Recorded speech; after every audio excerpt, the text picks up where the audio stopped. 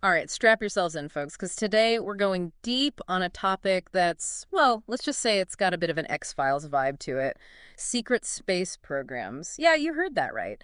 We're talking about the possibility that there's a whole lot more going on out there in the cosmos than we're being told. Exactly. We're going to be wading through claims of hidden technologies, clandestine missions, even potential encounters with, beings not exactly from around these parts. Right. It's the kind of stuff that makes you want to grab your tinfoil hat, but hold on. We're going to try and approach this with a critical eye, examining the evidence and separating the wheat from the chaff, so to speak. Absolutely. It's about finding that balance between open-mindedness and healthy skepticism. For sure. And our primary source material for this deep dive, well, it's the story of Gary McKinnon, the guy who basically pulled off one of the biggest hacks in history, right? We're talking NASA, the Pentagon, pretty much every branch of the U.S. military. 16 NASA computers alone, plus systems belonging to the Army, Navy, Air Force, Department of Defense. I mean, the scope of it is just mind-boggling. And here's the thing. He wasn't doing it for money or to cause chaos. He was on a quest, a genuine search for something he believed was being hidden from the public. He was convinced that the government was suppressing information about free energy, UFO activity, advanced technologies, all that stuff. Yeah, like the kind of tech that could completely change the world as we know it. And what he claimed to have found, well, that's where things get really interesting. We're talking about lists of something called non-terrestrial officers, hints of a secret space fleet, maybe even missions to Mars. It's definitely a rabbit hole, no doubt about that. Hold on, non-terrestrial officers. That sounds like, I don't know, like Star Trek or something. What exactly did he find that made him think that? Well, he described an Excel spreadsheet, of all things, that listed names, ranks, even details about, it looked like material transfers between ships. Hmm. He interpreted this as evidence of some kind of structured organization involving beings that weren't, well, human. Wow. Okay, so not just random UFO sightings, but maybe some kind of organized group, maybe even a military structure operating out there. That's a whole other level of wow. It definitely raises a ton of questions, doesn't it? Like, Yeah. what's really going on out there? Who's involved? And why all the secrecy? So many questions. And here's the thing. McKinnon isn't the only one who's made these kinds of claims, right? We've got other folks, some with pretty impressive credentials who've come forward with similar stories. Yeah, like Dr. Edgar Mitchell, the sixth astronaut to walk on the moon. He's hinted at the possibility of what he called back-engineered alien technology. Wait, hold on. Back engineered alien tech? You mean like we got our hands on some alien spacecraft and figured out how it worked? That's the implication. Hmm. Basically, that some of our technological advancements might not be entirely homegrown. That's mind-blowing. So are we talking about like reverse engineering a crashed flying saucer in some secret government lab? It sounds like something straight out of a movie. Well, the specifics are kind of murky, but Mitchell was pretty clear that, in his opinion, there's stuff out there that's been kept under wraps. Okay, so we got a hacker, an astronaut, both pointing towards this idea of a hidden world of super advanced tech. Anyone else, like maybe someone in a position of authority, ever say anything that suggests there might be a, I don't know, a shadowy government calling the shots behind the scenes? Well, funny you should use that phrase, shadowy government, because it actually comes from Senator Daniel Inouye, served in the U.S. Senate for almost 50 years, highly respected guy. And he kind of alluded to the existence of this powerful entity operating outside the usual channels, beyond any real oversight. Wow, it's a pretty heavy statement coming from a senator. But did he ever say exactly what this shadowy government might be up to? He was pretty cryptic about it, unfortunately. Didn't give any specific details, but yeah, he expressed some serious concerns about the potential abuse of power and lack of accountability. Makes you think, doesn't it? It does. It's like we're getting these glimpses into a world that's right there, just beneath the surface of what we're told, a world where advanced tech and maybe even, non-human entities are playing a role. And it's not just coming from Americans either. Think about Paul Hellyer, the former Canadian defense minister. He's on record saying that, well, not only have aliens visited Earth, but they've actually tried to help us. Wait, what? Aliens offering to help? That's a pretty big claim. What kind of help were they supposedly offering, and why would we turn them down? Well, according to Hellyer, these extraterrestrial visitors were concerned about the path humanity was on, our destructive technologies, our environmental practices, that kind of stuff. He said they reached out, offered guidance, but we met them with hostility. Seriously. So instead of welcoming them with open arms and learning from their advanced knowledge, we basically told them to take a hike. Man, if that's true, that's kind of embarrassing, don't you think? It definitely challenges the whole "take me to your leader" narrative we see in the movies, doesn't it? It does. Makes you wonder, doesn't it? Okay, so we've got a hacker, an astronaut, a senator, and a former defense minister all hinting at something extraordinary happening behind the scenes. That's a pretty diverse group of voices, wouldn't you say? It's definitely food for thought. And it kind of sets the stage for our deep dive today. We got to go back to Gary McKinnon, though, and really examine those claims of his. What exactly did he say he found in those computer systems? Yeah, let's dig into that. We've touched on the non-terrestrial officers thing and the possible secret space fleet, but what else did he say he uncovered? Well, one of the most intriguing claims he made involved the discovery of information suggesting, get this, a space navy, like a full-fledged military branch operating in space, complete with personnel serving extended tours of duty, potentially on the moon or even Mars. Hold on, a space navy? That's straight out of Star Wars. Are we talking about a whole military branch operating in space? Like on other planets? What made him think that? He described finding evidence of personnel transfers, ship logs, that kind of stuff, indicating a level of organization and activity that goes way beyond anything we're publicly aware of. So it's not just about having cool spaceships. It's about the infrastructure, the personnel, the logistics of maintaining a presence in space, potentially even on other planets. That's next level stuff. Right. It suggests a scale of operation that would require significant resources, advanced technology, and a level of secrecy that's, well, pretty mind-boggling. It's almost too much to wrap your head around, isn't it? Like, how could something of that magnitude be happening without anyone knowing? But if it's true, it raises so many questions. What are they doing out there? What kind of tech are they using? And why all the secrecy? Those are all questions we're going to be exploring today. But before we go too far down that road, we got to ask, is McKinnon the only one talking about this space navy? Right. Are there any other sources, any other accounts that back up his story? Actually, there are a few. One comes from William Tompkins, retired aerospace engineer who worked for some big-name companies during the Cold War. Okay, an aerospace engineer from the Cold War era. That sounds like someone who might have seen some interesting things. Did he specifically mention a space navy? He didn't use that exact term, but he described a program where personnel were signing up for 20-year tours of duty, potentially serving on the moon or Mars. He did call it a space navy in his retelling, but he never worked directly for the military. Wow, 20-year tours. That's a huge commitment. And serving on the moon or Mars? I mean, that implies we have some pretty serious capabilities when it comes to space travel and, well, building stuff on other planets. It definitely paints a picture of a long-term, sustained presence in space, way beyond anything we've seen publicly. So we're talking about a potential program that's been going on for decades, maybe involving thousands of people, operating in secret on other planets. This is getting wild. It's definitely a lot to take in.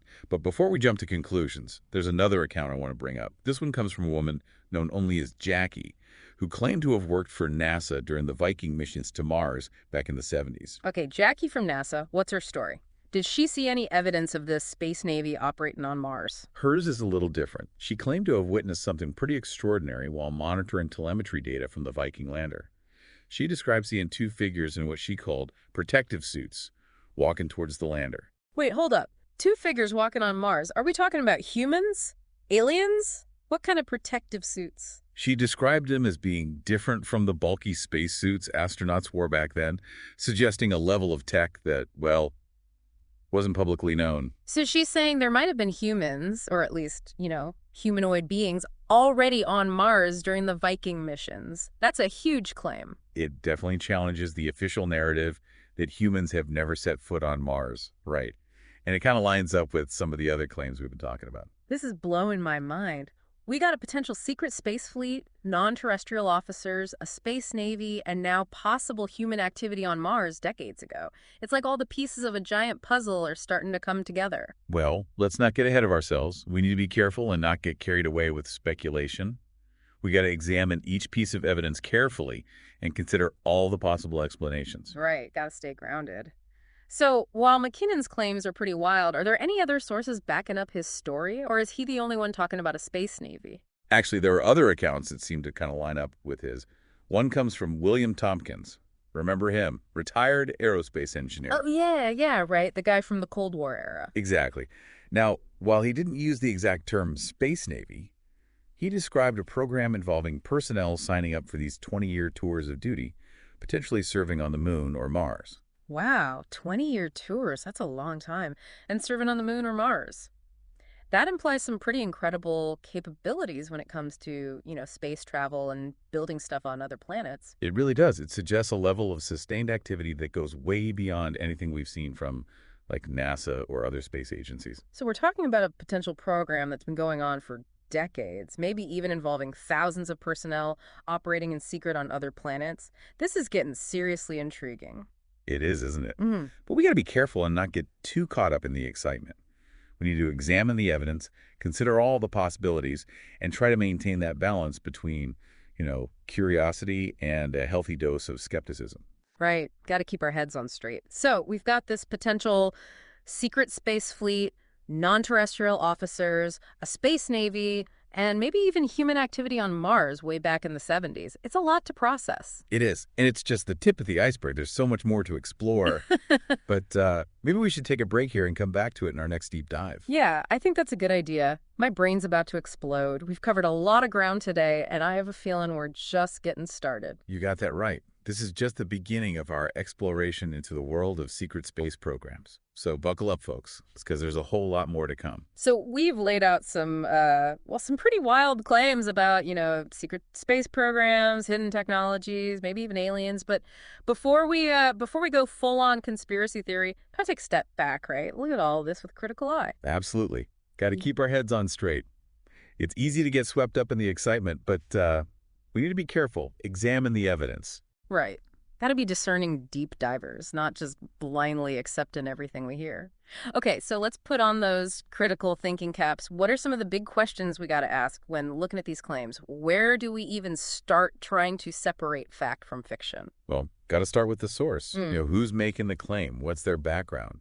Does they have any, like, biases or reasons that might be coloring their story? So credibility, right. Like with Gary McKinnon, yeah, he was a brilliant hacker, but does that automatically make him a reliable source when it comes to secret government programs? It's a good question. I mean, his hacking skills are undeniable, but we got to remember he was looking at that data through his own lens, right? He already believed all this stuff, so that could have shaped how he interpreted what he found. Yeah, it makes sense. We all see things through our own filters, don't we? So we got to be aware of that, both in ourselves and in the sources we're looking at. Exactly. It's also important to think about the context. Like when McKinnon was doing his hacking, there was this huge surge in public interest as UFOs, conspiracy theories, all that could have influenced him. Yeah, like maybe it made him more likely to see what he wanted to see. So historical and cultural context, got it. But what about the other folks we talked about, like Dr. Mitchell, the astronaut, and Senator Inouye? Those seem like pretty credible figures. They do. Impressive backgrounds, no doubt. But it's worth noting that their statements about hidden tech and shadowy government stuff, it was often just kind of offhand remarks, part of a bigger conversation. So we're working with snippets of info out of context. Kinda, yeah. It's like trying to put together a puzzle with only a few pieces. You get a general idea, but there are a lot of holes. Right. Lots of gaps to fill in. And those gaps can get filled with, well, speculation, imagination, maybe even wishful thinking. Exactly. Even the most credible people can be wrong sometimes, or, they can be misled. So, gotta take it all with a grain of salt. Can't just assume it's all true just because someone important said it.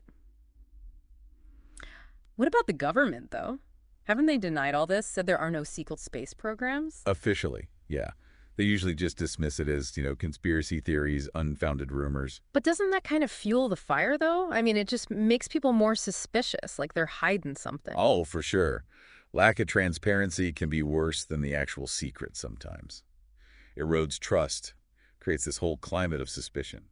So how do we navigate this? How do we separate the real deal from the smoke and mirrors? It's like we're walking through a minefield. Well, that's where critical thinking comes in, right? You got to ask those tough questions. What's the evidence? Is it solid? Can it be verified? Are there other explanations that haven't been considered? So got to be like detectives, right? Examining the evidence, looking for holes in the story, considering all the angles. Yep, that's the idea. And we got to be aware of our own biases too, It's easy to fall into that trap of only seeing what we want to see. Like that saying, if all you have is a hammer, everything looks like a nail. You start seeing evidence everywhere, even if it's not really there. Exactly. Got to be open to the possibility that we might be wrong, that our understanding isn't complete. But on the flip side, we can't just believe something because it sounds cool or fits with our worldview.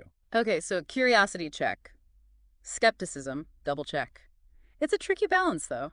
It is. Yeah. And it's a balance we got to keep in mind as we continue our deep dive today. Mm-hmm. Got to allow ourselves to be fascinated by the possibilities while staying grounded in, well, in the need for evidence. Right. It's like we're standing at the edge of this vast unknown, and we're getting these glimpses of something incredible, but it's hard to know what's real and what's just, I don't know, wishful thinking. It is. And that's what makes this whole topic so fascinating and so frustrating at the same time. It invites us to explore the unknown, question what we think we know, and wrestle with the idea that the world might be a whole lot more complex than we ever imagined. Well said. This is definitely a lot to take in, but I'm ready for more. Let's keep going down this rabbit hole. Let's do it. Let's I'm do- curious to see what other rabbit holes we can uncover. All right, so we've been on quite a journey, haven't we? Through hacked computer systems, whispers of a space navy, even claims of human-like figures on Mars. It's been a deep dive, that's for sure. Deep dive into a world that, well, let's just say it challenges a lot of what we think we know about reality. It does, and as we resurface from this sea of speculation, it's a good time to take stock, right? Think about what we've learned, what it all means. Absolutely. We've covered a lot of ground from Gary McKinnon and his claims of non-terrestrial officers to William Tompkins and his stories of a space navy to Jackie and her alleged encounter on Mars. We even went interstellar with the solar warden thing. Whoa, yeah, that was a trip, Solar Ward, and that's some next level stuff. But through it all, I think one of the biggest takeaways, at least for me, is the importance of, well, of not just believing everything you hear. Got to keep that critical thinking cap on, right? Oh, absolutely. It's so easy to get caught up in the excitement, the intrigue, the what ifs. But we got to be careful, got to examine the evidence, weigh the possibilities, and yeah, keep that critical eye sharp. So for our listeners out there who are maybe feeling a little overwhelmed, a little unsure of what to believe, what would you say are some key things to remember when trying to sort through all this? Well, first off, remember that the lack of proof isn't necessarily proof that something doesn't exist. Just because we haven't found concrete evidence doesn't mean it's not out there. Right. Just because we haven't seen it with our own eyes doesn't mean it's not happening. Exactly. But on the flip side, we can't just accept something as true just because it sounds cool or fits into our existing beliefs. Got to be careful of that confirmation bias, you know? Confirmation bias. Oh, yeah. Like when you're looking for evidence to support what you already believe and you kind of ignore anything that contradicts it. That's it. It's a trap we can all fall into. So got to stay vigilant, got to be willing to challenge our own assumptions. And I think that's one of the beautiful things about this whole topic, isn't it? It forces us to confront the limits of our own knowledge, to acknowledge that we don't have all the answers. It does. And in a way, that's kind of liberating, isn't it? Realizing that there's so much out there that we don't know, that there's still so much to discover. It is. It keeps things interesting, keeps us curious, keeps us searching. And even if we never find definitive proof of, secret space programs or aliens, the very act of exploring these ideas can lead us to some pretty amazing insights. Totally. It expands our thinking, challenges our assumptions, makes us wonder about everything.